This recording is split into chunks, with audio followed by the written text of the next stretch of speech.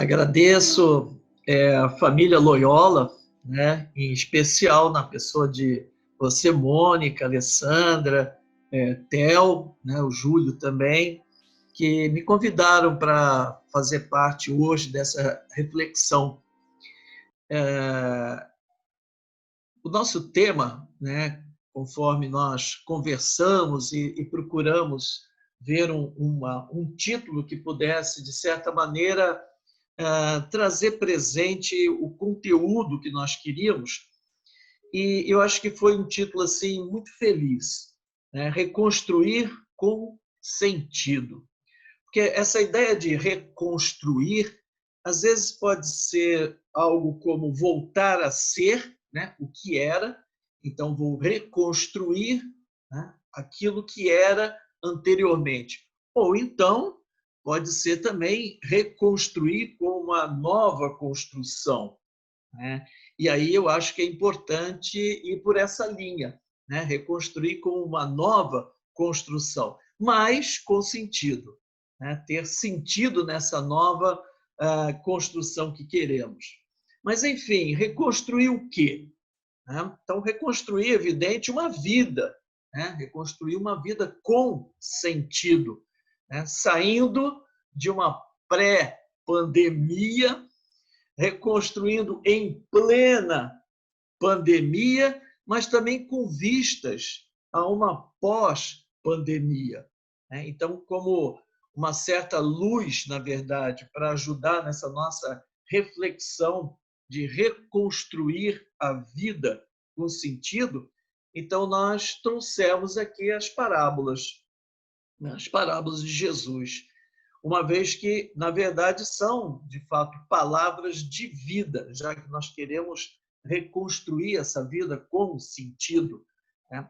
E evidente que essas parábolas também reconstruíram vidas em diversas circunstâncias, né? E podem reconstruir também nesta na qual nós estamos inseridos nesse momento.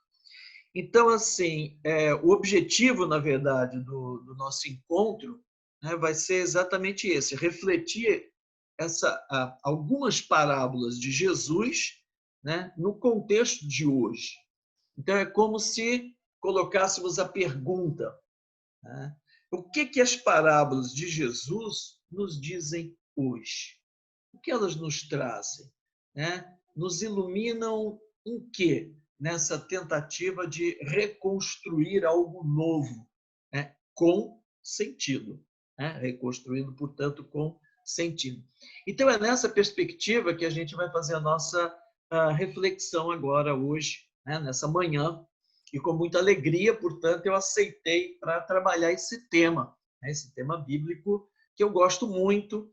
É um tema inquietante, é um tema desafiador, é um tema de proposta, é um tema que nos faz refletir, como a gente vai ver que é próprio das parábolas mesmo. Bem, então eu gostaria de começar, né, no fundo, pelo sentido de parábola, né? O que são as parábolas? E aí a gente, de uma maneira muito geral, né, nós poderíamos dizer que, na verdade, é uma maneira pedagógica de refletir, né, e dentro de um gênero literário, né? Então, parábola é um gênero literário que nós encontramos presente, né, um método, na verdade, muito utilizado no judaísmo, né? Se você for ver nesse contexto, portanto, que é próprio do judaísmo, que é o contexto da sabedoria, né? Diferente do contexto grego, que é mais a filosofia. Então, dentro do judaísmo, no contexto da sabedoria, você vai encontrar parábolas, tanto na literatura rabínica, né? Muitos rabinos, etc., escritos judaicos, utilizam muito a parábola, como também no Novo Testamento, né? Se você pegar em outros vários livros e mesmo proféticos, né? Livros históricos, você vai encontrar parábolas ali esparsas, né?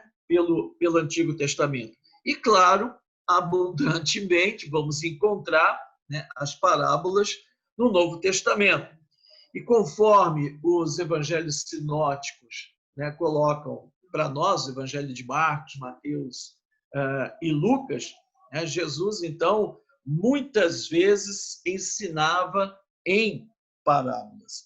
Aliás, ensinar é um verbo característico de Jesus, né? Se nós pudéssemos ver assim dentro dos evangelhos, qual é o verbo que melhor define as ações de Jesus, sem dúvida alguma, é ensinar.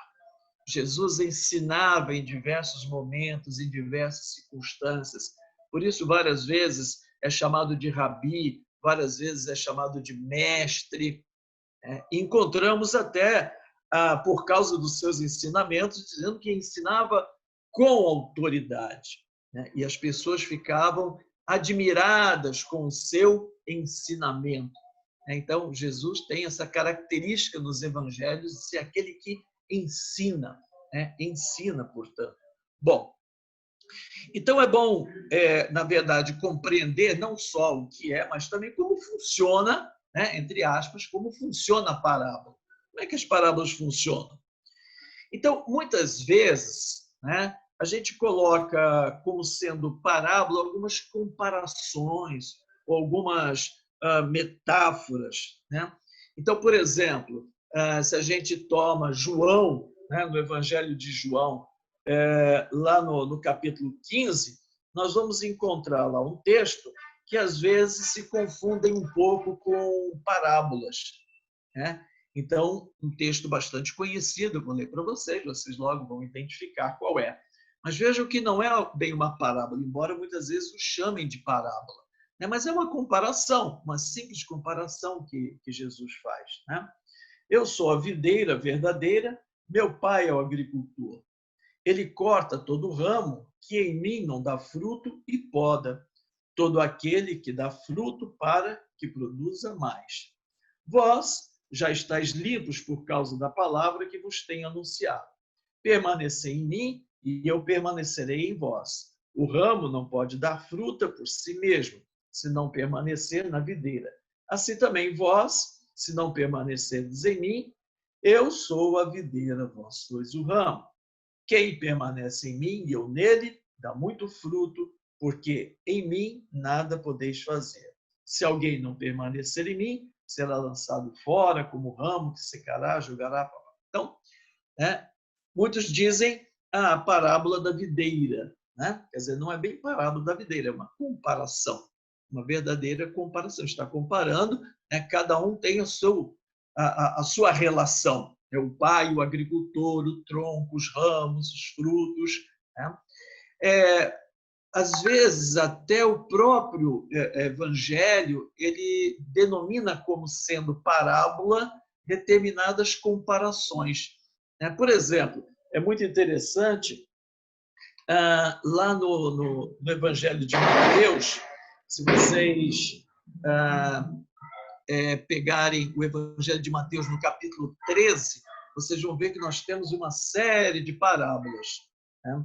E ali, então, lá no versículo 47, capítulo 13 de Mateus, versículo 47, que é o capítulo do discurso em parábolas, né? Todo esse capítulo 13 é chamado discurso em parábolas, mas nós vemos que aqui não é bem parábola também, é uma comparação.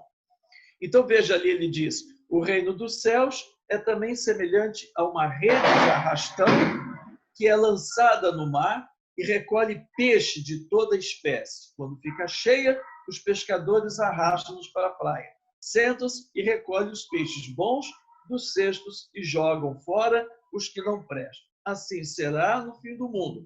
Os anjos sairão para separar os maus do meio dos justos e lançarão na fornalha de fogo. Ali haverá choro e ranger de dentes. Também é uma comparação que ele está fazendo. A questão da separação dos peixes como uma separação dos bons, né, e dos ímpios. Portanto, é interessante porque essa parábola, por exemplo, que nós temos aqui, é chamado como parábola, que no fundo é uma comparação, ela também aparece lá no Evangelho de Tomé, que é o Evangelho apócrifo.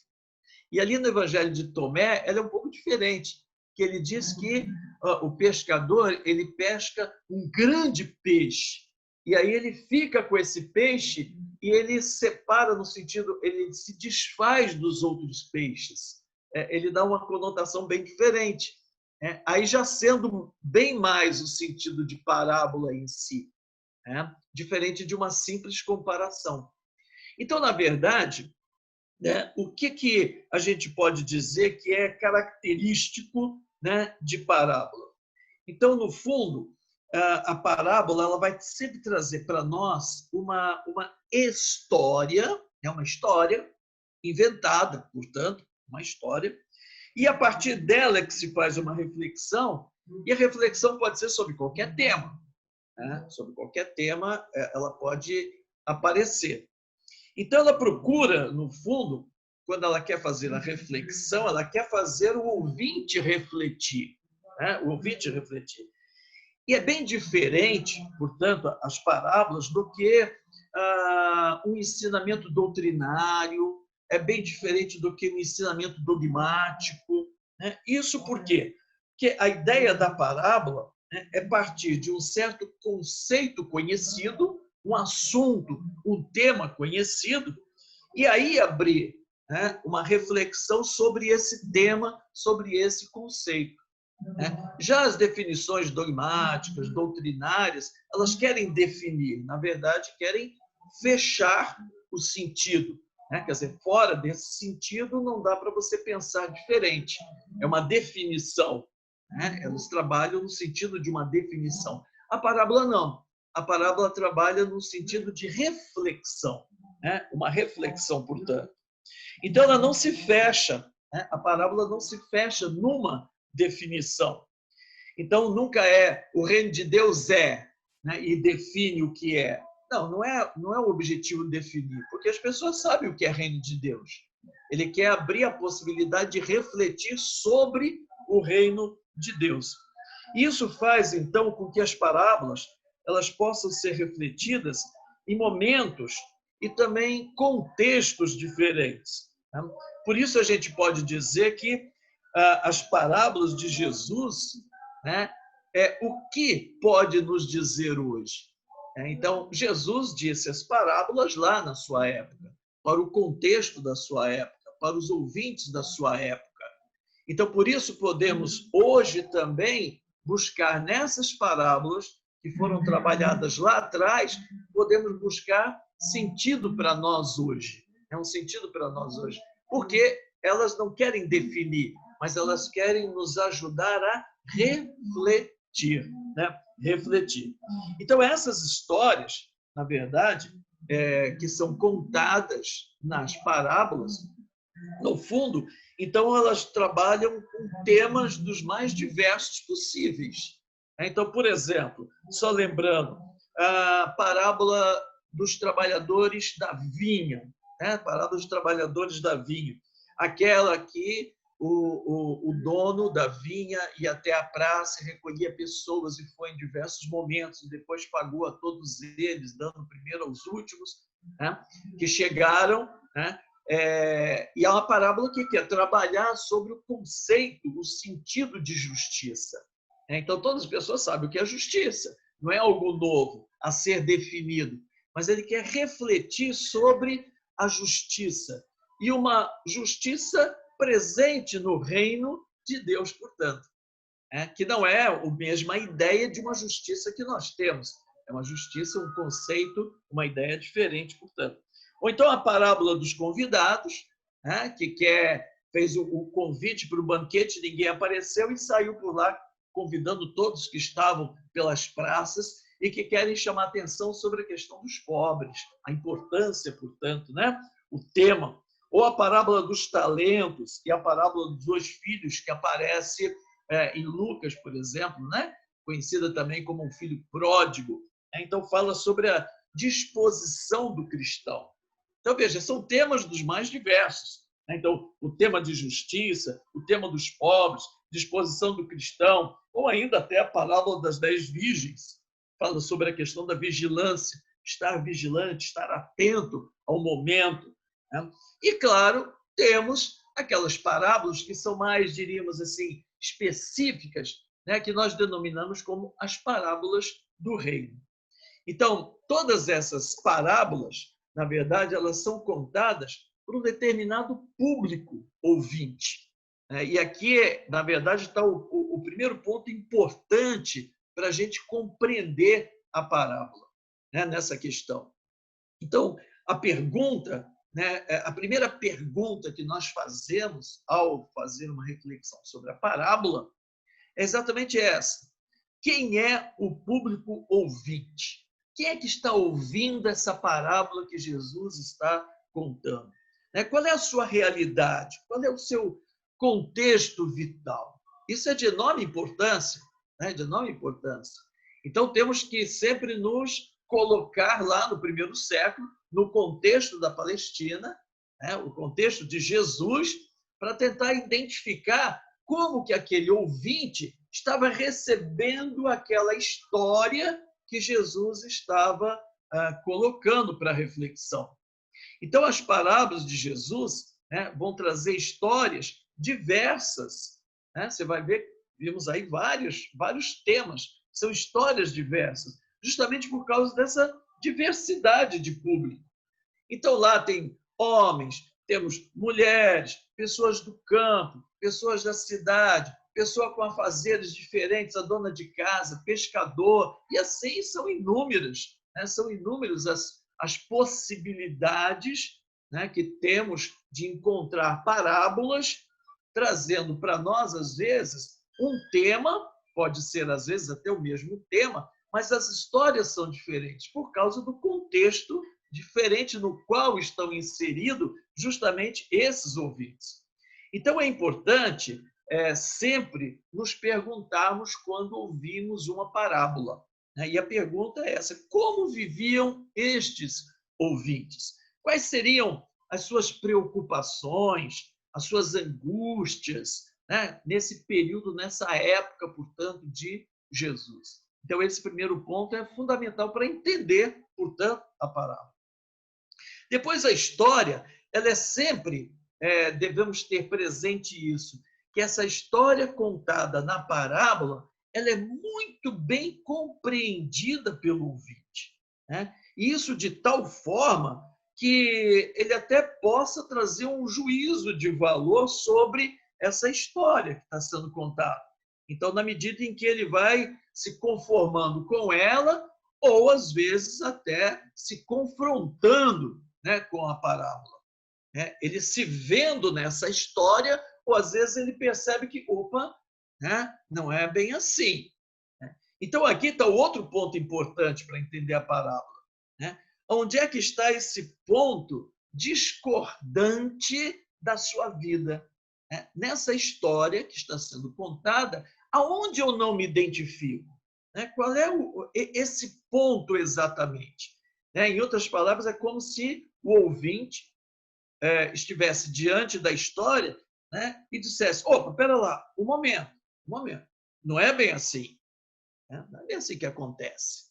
Né? Eu conheço bem essa história, mas comigo não é bem assim que isso acontece.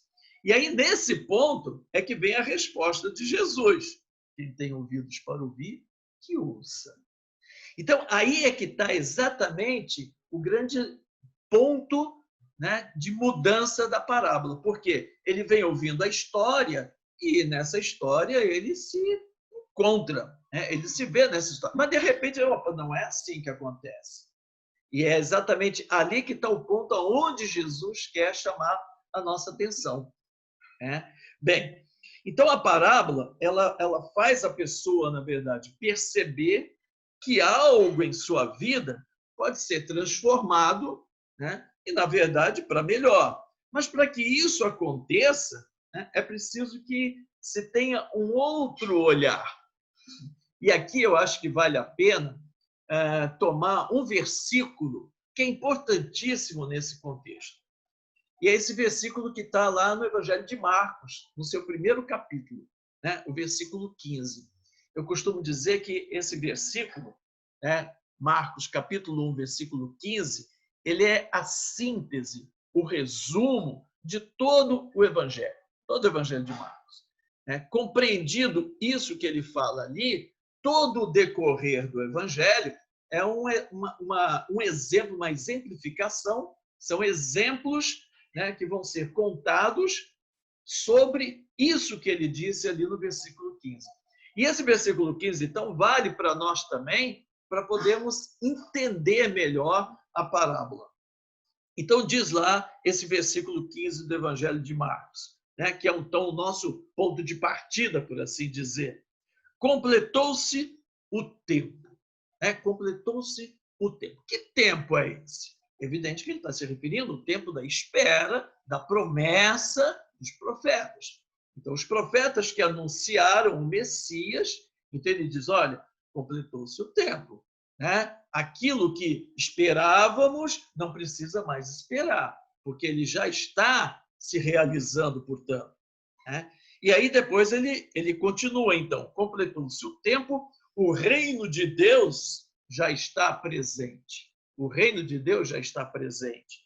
Muitas traduções colocam como está próximo, no sentido de um futuro, mas não é bem o sentido de futuro, é o sentido de que ele já está presente, não na sua plenificação, mas a sua presença, portanto, já se inicia com a própria presença de Jesus. Então, é Jesus que nos traz essa certeza de que o reino já está em andamento. Então, não precisa mais esperar, porque já está em andamento. E agora vem dois pontos importantíssimos. Então, ele vai dizer, portanto, convertei-vos. Convertei-vos. E aqui a conversão, que é a metanoia, a palavra que é utilizada em grego, metanoia, é o sentido de mudança. Conversão como mudança. É como se você está num rumo, é preciso agora você tomar o outro rumo, um rumo diferente. Ele diz isso em função do quê? Então, é como se ele dissesse, se você continuar com o seu modo de pensar desde sempre, você jamais vai perceber isso, que o tempo da espera terminou e de que o reino já está presente. Então, por isso, então, que ele conclui, somente através dessa mudança de pensamento, mudança de visão, na medida que você muda o registro do seu olhar, é que você pode crer na boa nova. Só é possível crer que, de fato, isso que eu estou lhes dizendo é uma boa nova, na medida em que você muda o modo de você pensar, você muda o modo de ver as coisas. E as parábolas querem exatamente isso, fazer você refletir para mudar a maneira de ver as coisas. Então, a reflexão que a parábola traz, ela nos ajuda a compreender também melhor a boa nova, a crer na boa nova, acreditar de que, de fato, a mensagem de Jesus é uma boa novidade. A boa nova do reino, portanto, de Deus. Então, nessa perspectiva, com essas palavras que Jesus traz aqui, ela ajuda, na verdade, a parábola nessa mudança e, de certa maneira, ela vai provocar uma atitude em quem escuta.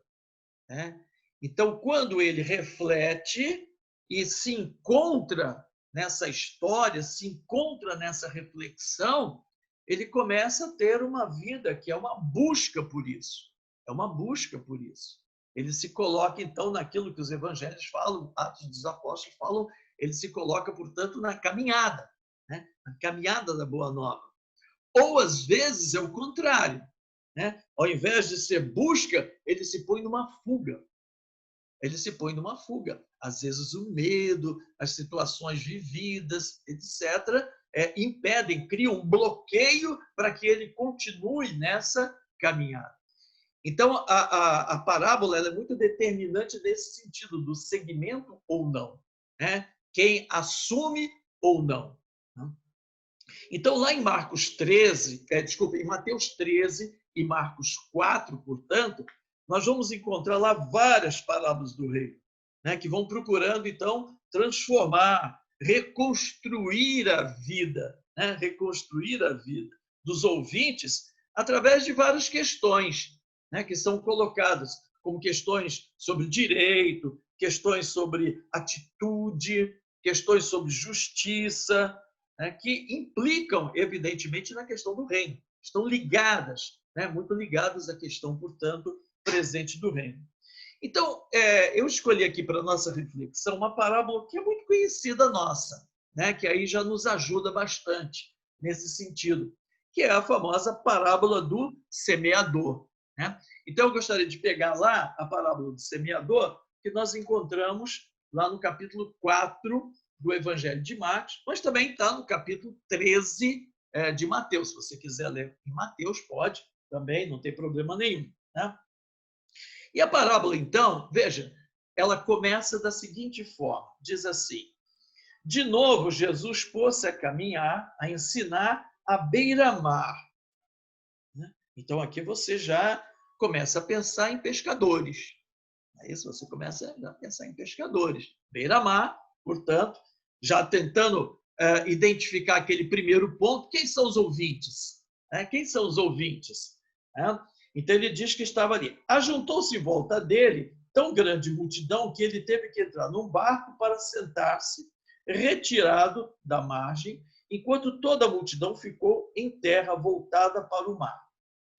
Ensinava-lhes muitas coisas em parábolas. Em seu ensinamento, Jesus dizia: escutai.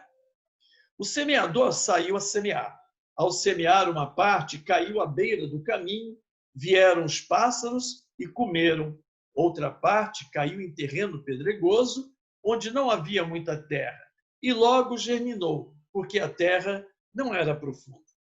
Mas, quando o sol se levantou, ficou queimado, e como não tinha raízes, secou. Outra parte caiu no meio dos espinhos, e os espinhos cresceram, sufocaram-na, e ela não deu fruto. Outra parte, finalmente, caiu em terra boa. Depois de crescer e se desenvolver, deu fruto. Alguns grãos renderam 30, outros 60 e outros 100. E Jesus dizia: quem tiver ouvidos para ouvir, que ouça. Então, veja só, né? Primeiro ponto, identificar quem é o público ouvinte. Se a gente se deixar levar por aquela introdução, diríamos são pescadores. Mas só que a gente tem que olhar o público ouvinte a partir do conteúdo da parábola. Então, veja, o conteúdo da parábola em si não tem nada a ver com aquela introdução. Por quê? Porque o conteúdo da parábola está falando de agricultor. Então, esse é o contexto da parábola. Embora Marcos tenha colocado ali a beira-mar, na verdade, essa parábola dita por Jesus, ela foi dita num contexto de agricultores e não de pescadores. Contexto de pescadores pode ser aquela da rede, aquela comparação que nós vimos lá em Mateus 13, da questão da rede. Ela é própria para pescador, mas aqui não. Aqui é própria do agricultor. E aí, nos colocando um pouco a pergunta: como deveria ser a vida de um agricultor na época de Jesus? Evidentemente, sabemos que nesse período romano, portanto, as situações não eram das melhores. Evidentemente, muitos já tinham até perdido suas terras, muitos arrendavam terras para poder trabalhar nessas terras. Haviam uma quantidade muito grande de latifúndio, principalmente na Galileia, onde as terras eram melhores. Portanto, normalmente seus donos eram ex-combatentes. A Galileia é um lugar de muitos estrangeiros, embora estivesse ali na Palestina. E, na verdade, a situação principal era o seguinte: haviam muitos impostos a serem pagos.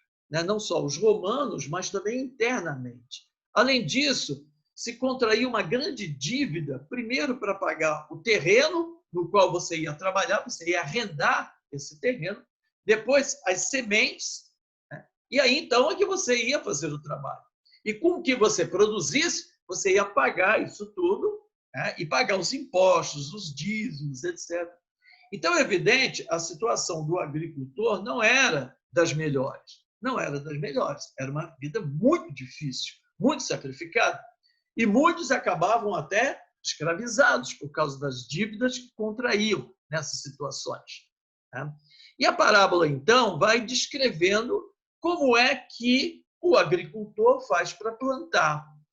Talvez, para nós, fica um pouco estranho essa maneira de entender a parábola. Por quê? Porque nós não temos a mesma situação geográfica que havia naquele período, né, lá na Palestina. A maior parte dos lugares, dos locais de plantação, eram lugares montanhosos, de pedra mesmo. Né? Então, essa realidade é a descrição mesmo que a parábola está falando. É exatamente assim. E o agricultor passava, ia jogando a semente. Né? E conforme ia germinando, caiu, né? Deu, não deu, paciência, se perde. Porque não dava para trabalhar muito essa terra numa situação como essa. É interessante porque tem alguns cartõezinhos, lembrancinhas, né, do semeador, que mostram Jesus como semeador, com uma sacolinha do lado, passando, né, pela terra e jogando a semente, né, que é exatamente a ideia dessa questão do semeador que está aqui por trás. Então, nessa história, o semeador ele se encontra perfeitamente. É assim que eu também faço. Até aí, tudo bem. Mas aonde é que está o ponto que o ouvinte, o agricultor, vai dizer: opa, não é assim que acontece. É exatamente o finalzinho da parábola. Né? Por quê? Porque ele diz que lá, depois de ter semeado, ele vai ver a produção. E ele diz que a produção chega a 30%. Opa, é o normal. É o normal. 60%, nossa, já está bom. Mas ele diz que chega a 100%. Ele chega a produzir 100%. O que significa? Tudo o que eu plantei, eu colhi. Tudo aquele esforço que eu dediquei para que eu pudesse produzir, eu recolhi em troca. 100%. É tudo do agricultor. E aí que o agricultor fala: não é bem assim que acontece, absolutamente. Eu jamais levo para minha casa os 100% daquilo que eu colho. Por quê? Porque eu tenho as minhas dívidas todas para pagar. E aí, então, que Jesus disse: quem tem ouvidos para ouvir, que ouça. O reino dos céus é a fartura na mesa do agricultor.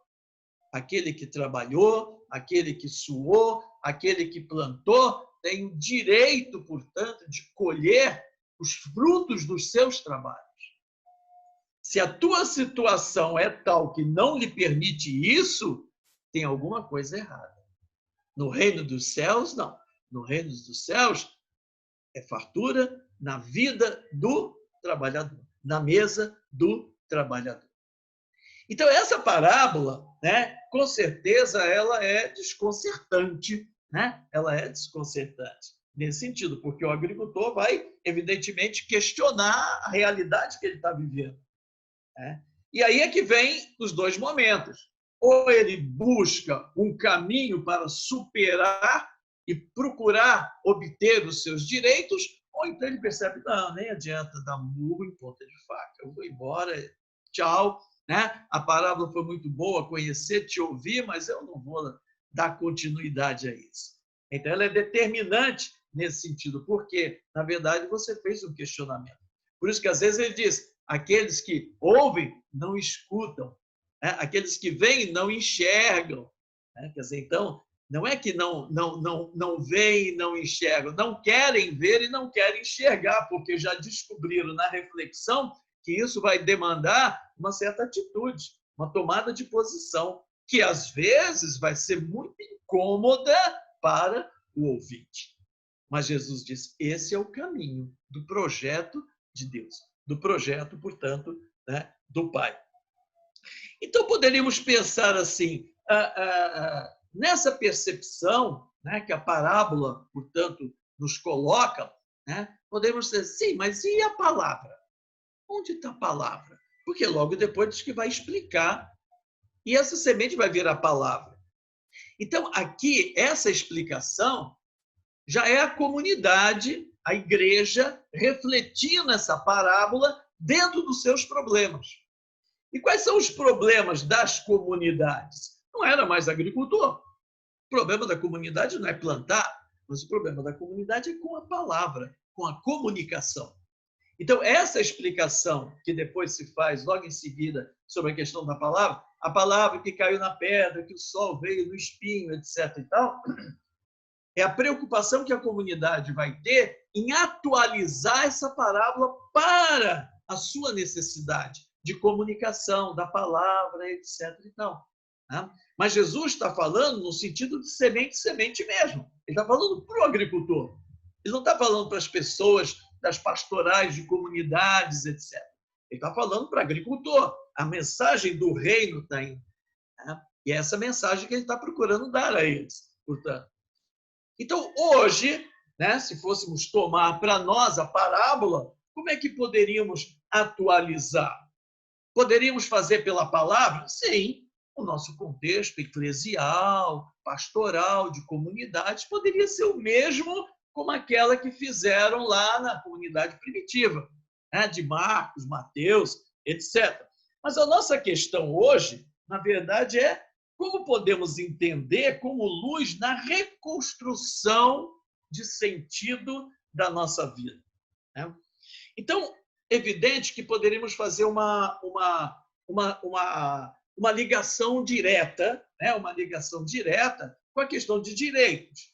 E aí poderíamos levar a nossa reflexão sobre questões, por exemplo, de saúde pública diante da pandemia, nossa reflexão que direitos, é isso, na questão ligada a esses problemas que a gente vê nos nossos hospitais, etc. e tal, Ou poderíamos também levar a nossa reflexão sobre questões de ordem ecológica, quer dizer, no contexto de qualidade melhor da nossa vida, é que poderíamos ter situações que não nos dessem tantos problemas em relação a vírus e etc.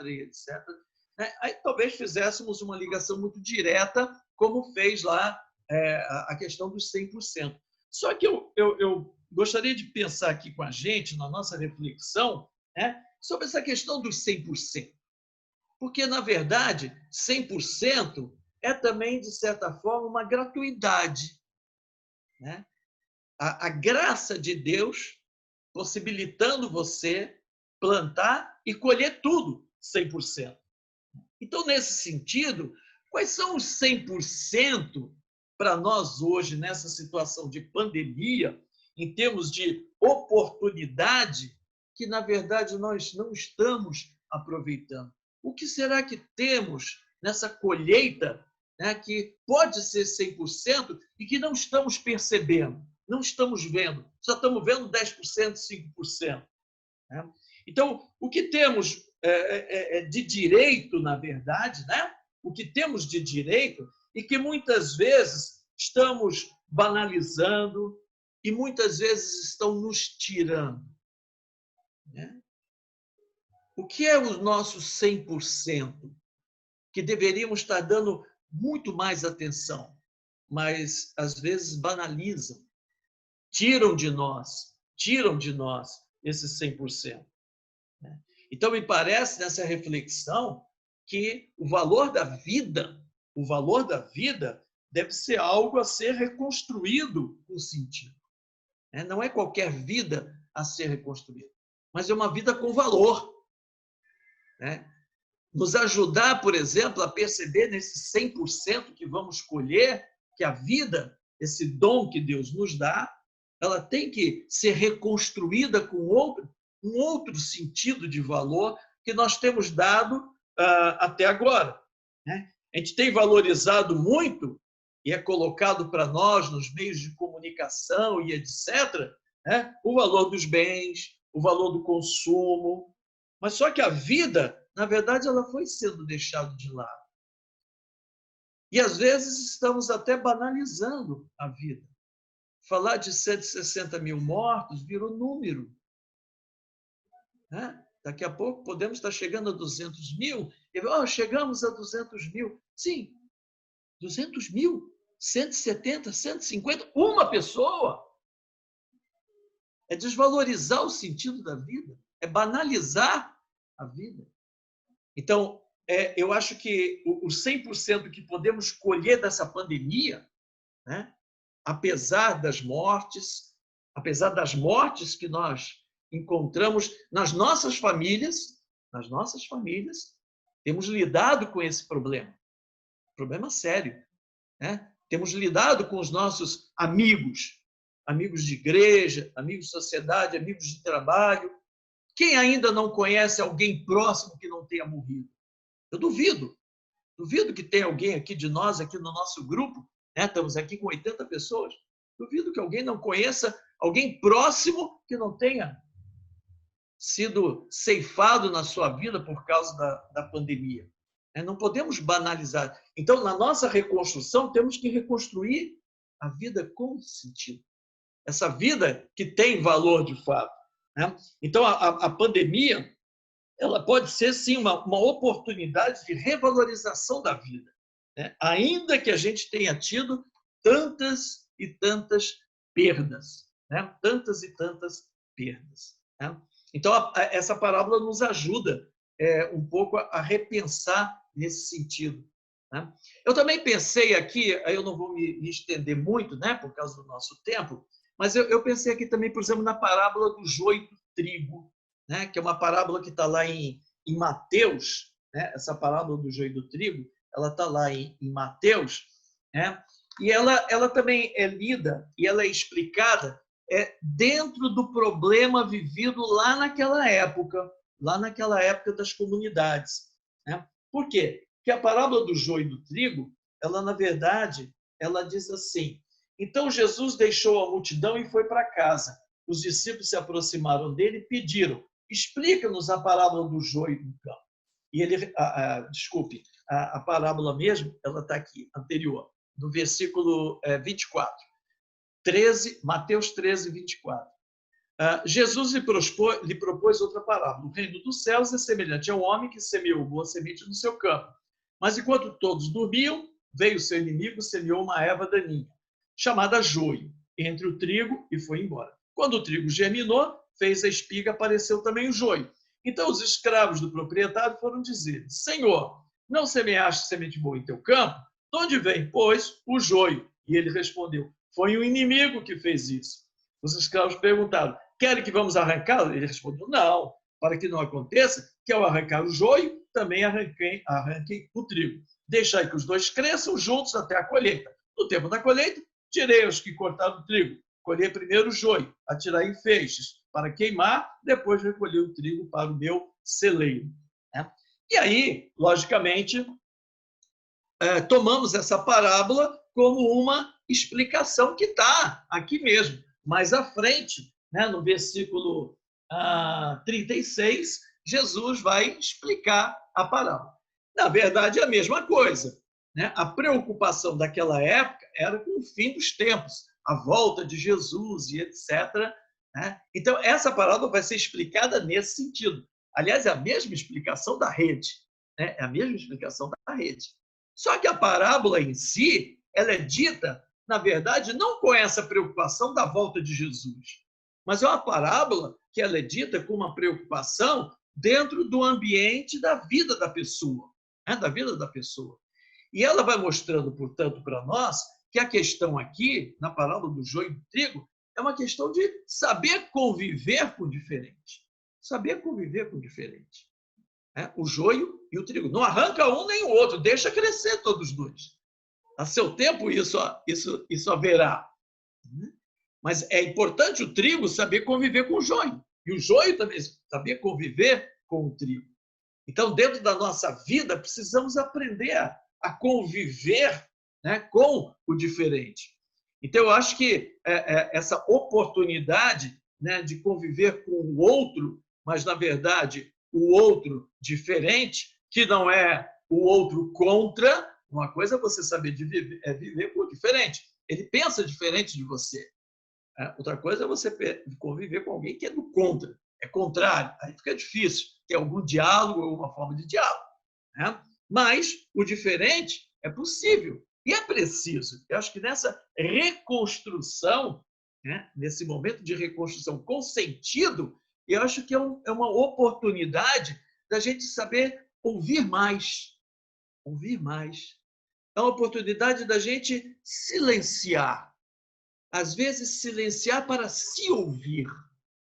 Às vezes, a gente não está nem se ouvindo, né? De repente, você está falando coisas com quem você convive, etc. Ainda mais agora, nesse momento de convivência, né? É mais íntima. Né? Às vezes, você não se ouve mais aquilo que você fala. Não percebe mais o que você está falando. Né?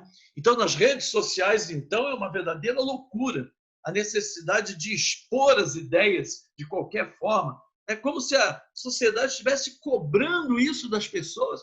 As pessoas estão sendo cobradas para poder dar a sua opinião, mostrar a sua face, dizer: não, gente, ninguém está sendo cobrado de nada.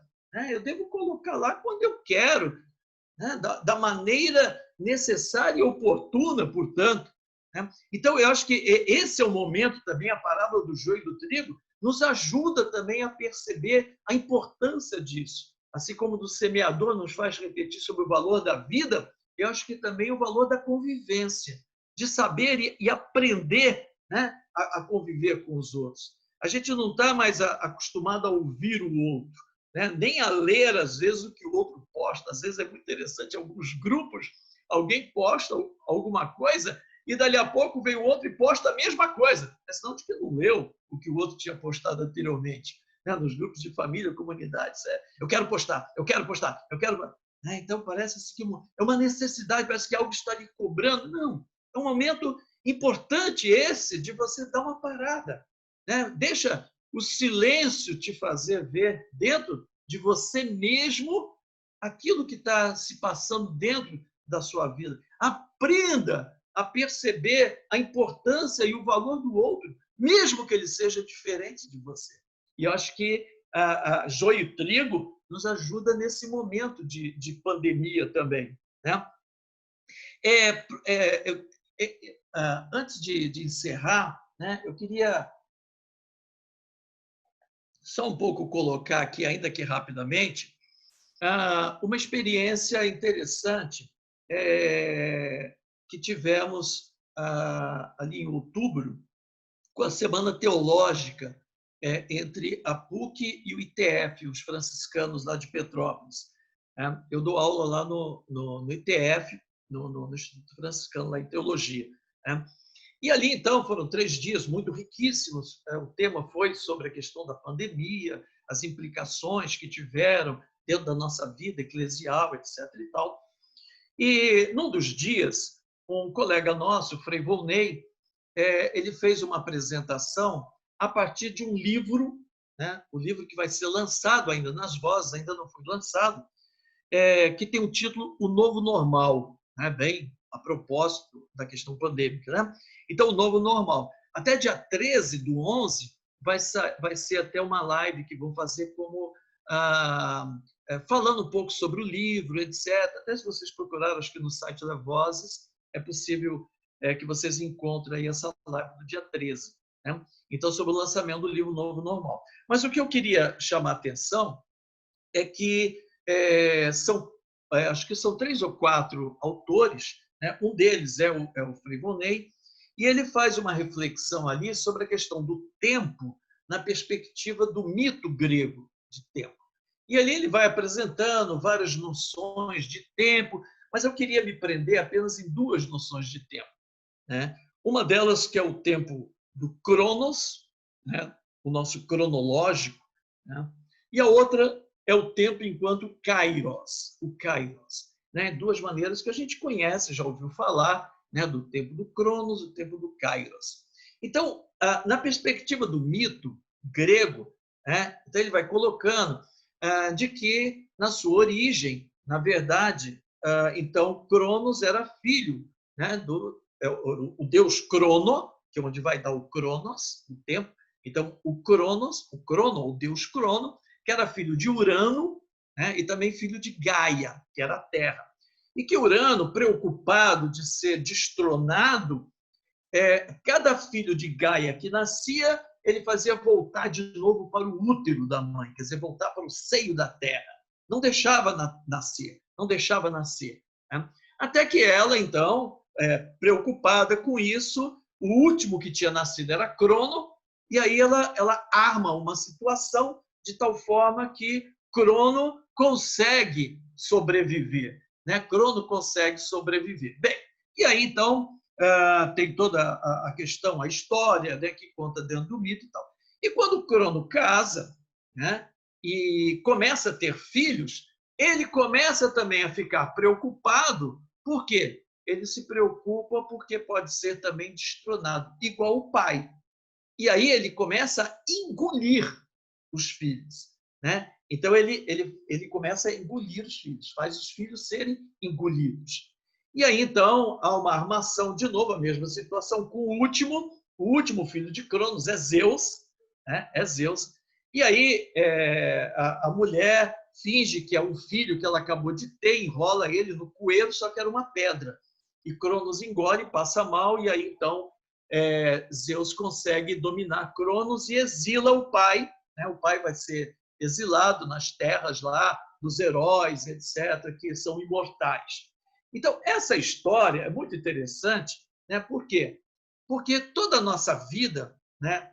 A nossa vida, na verdade, ela é pautada pelo Cronos, pelo Cronos. Nós temos todos os nossos dias limitados, nosso horário, etc.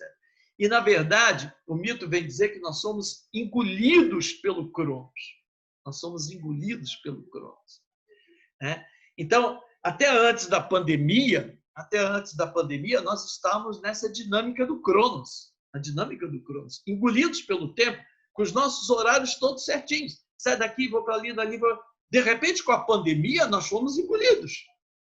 E já não sabíamos mais a fazer com a questão do tempo, como fazer, se reorganizar. Né? Todas as nossas atividades estavam pautadas pelo Cronos. Todas as nossas atividades, mesmo atividades de igreja, de trabalho, todas elas limitadas. Estávamos engolidos pelo Cronos. Né?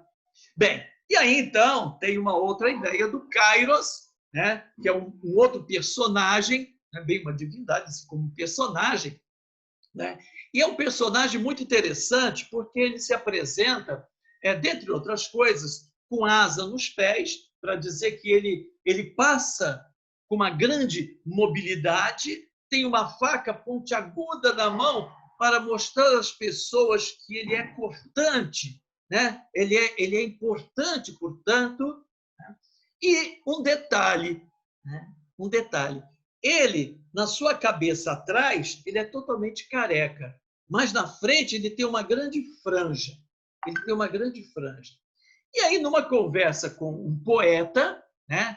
Tudo isso dentro do âmbito mítico. Então, numa conversa com um poeta, ele pergunta, mas por que você é assim? Então, ele explica, porque eu passo rápido. Né? A faca é pontiaguda. Mas por que você é careca atrás e na frente você tem uma franja? Então ele explica, porque se você quiser me pegar, o tempo kairos, você tem que me pegar de frente pela franja, porque quando eu passo, você não me pega mais, porque eu sou apenas careca. Então esse é o tempo do kairos, né? Da oportunidade, é o tempo da oportunidade. Então nós estamos aqui na pandemia dentro de uma construção cronológica, estamos dentro de um tempo cronológico. Né? Um tempo de tudo determinado, centrado nos valores, que precisam ser revistos, na verdade, em nossas vidas. Né? Porque o Cronos vai nos engolir, o Cronos nos engole. Né? Então, reconstruir a vida com sentido, ela, na verdade, requer um pouco que a gente busque esse Kairos, né? que a pandemia, na verdade, está nos dando. A pandemia é um Kairos. A pandemia é um Kairos. Né? E é preciso, então, olhar e pegar essa oportunidade do Kairos, da pandemia, de frente, porque ela vai passar. E depois que passar, atrás você não consegue mais pegar. Você vai perder essa oportunidade. Então, depois que ela passa, corremos o risco de sermos novamente engolidos pelo Cronos. Então, esse é o momento cairológico importante, né? E eu peguei aqui apenas dois temas, né? Da revalorização da nossa vida e da reconstrução das relações, que a pandemia está nos dando essa grande oportunidade cairológica que a gente tem, né? Então, era isso que eu queria trazer para vocês como reflexão, né? Espero que tenha ajudado, né? Tenha podido trazer um pouco essa luz, né? Como que de fato, as parábolas podem nos ajudar a repensar a nossa vida, a reconstruir, na verdade, a nossa vida. Então, eu agradeço imensamente essa oportunidade.